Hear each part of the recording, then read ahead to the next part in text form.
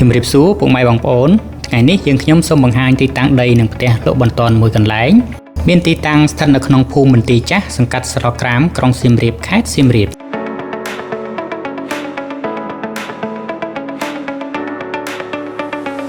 ដីមានទំហំ306ម៉ែត្រការ៉េក្បាល10ម៉ែត្រនិងបណ្ដោយរហូតដល់30ម៉ែត្រចាក់ដីខ្ពស់ស្រាប់មានរបងព័ទ្ធជុំវិញស្ថិតនៅក្នុងទីប្រជុំជនងាយស្រួលសម្រាប់រស់នៅ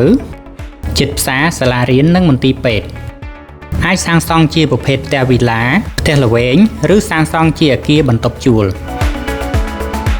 ស្ថិតនៅលើផ្លូវបេតុងរដ្ឋទំហំ8ម៉ែត្រមានមនុស្សរស់នៅច្រើនកកងាយស្រួលចេញចូលមានចម្ងាយប្រហែល800ម៉ែត្រពីផ្សារលើធំថ្មីនិងមានចម្ងាយត្រឹមតែ300ម៉ែត្រប៉ុណ្ណោះពីផ្សារសាមគ្គីសម្រាប់ពុកម៉ែបងប្អូនដែលមានចំណាប់អារម្មណ៍សូមទាក់ទងមកលេខទូរស័ព្ទដែលមាននៅខាងលើនេះ